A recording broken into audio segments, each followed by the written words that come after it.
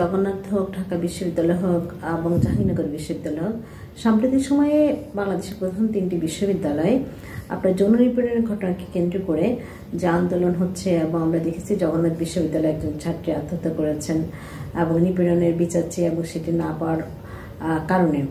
তো এই বিষয়গুলোকে আমি আলাদা করে দেখতে চাই না, এই কারণে যে বিশ্ববিদ্যালয়গুলোতে যে নিপীড়নের যে ব্যবস্থাপনা অলরেডি তৈরি হয়েছে, বিভিন্নভাবে নিপীড়নের যে আপনার পাঠাতনগুলো শক্তিশালী হচ্ছে, সেগুলোর কারণে কিন্তু এই ঘটনাগুলো ঘটছে।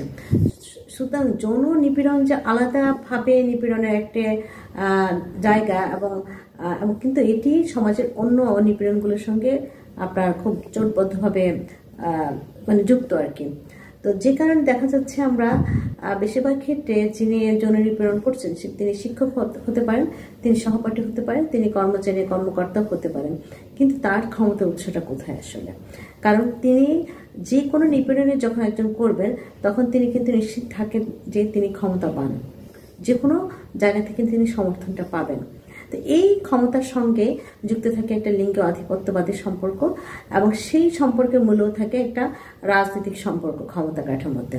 তো আমরা যৌনহরণের যে নিপীড়ন সেটাকে কিন্তু আলাদা করে দেখতে নারাজ, বরং আগ্রহী যে বিশ্ববিদ্যালয়গুলোর অন্যান্য যে নিপীড়ন আছে, আপনার গেস্টম নিপীড়ন, আপনার বুলিং, নানাভাবে বুলিং, ভিন্ন মতকে দমানো এবং এই মত প্রকাশের স্বাধীনতাকে আমলে না নেওয়া, সবগুলো নিপীড়নের সঙ্গে কিন্তু যৌন নিপীড়নও কিন্তু একটা শর্ত।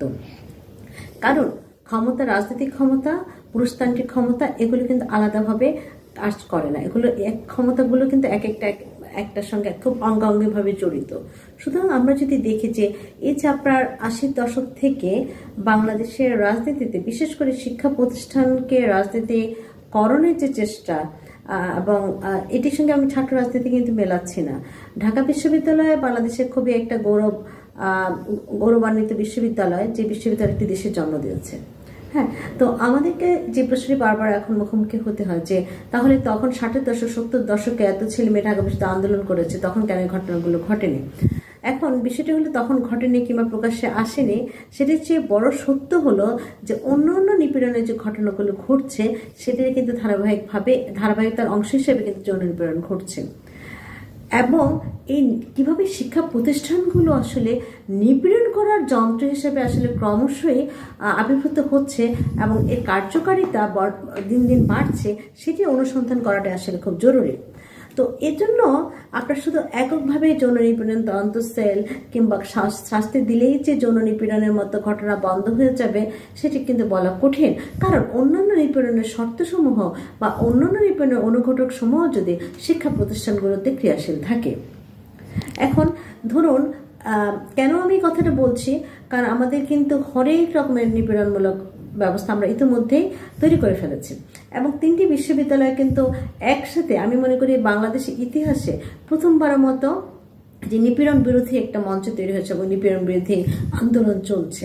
তো এই নিপীড়ন যৌন হয়রানিকে কেন্দ্র করে হলেও এর সঙ্গে আরো কিছু কিন্তু দাবি দেওয়া আছে, যে যেটি নিপীড়ন, এই যে শিক্ষা প্রতিষ্ঠানে যে নিপীড়নগুলো হচ্ছে তার সঙ্গে যুক্ত, যেমন অছাত্রদের আপনার থাকা এবং বিশ্ববিদ্যালয়ের শিক্ষার্থীর বাইরেও আপনার নানা ধরনের ক্যাডার রাজনীতির মধ্য দিয়ে হল দখলদারিত্বের যে রাজনীতি, শিক্ষক রাজনীতি এখানে খুব গুরুত্বপূর্ণ।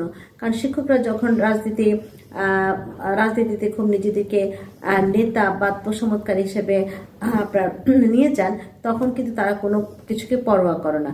তখন তাদের মনস্কতা হয়ে যায় যে যিনি নিপীড়ন করলে কিন্তু তার কোনো কিছু হবে না।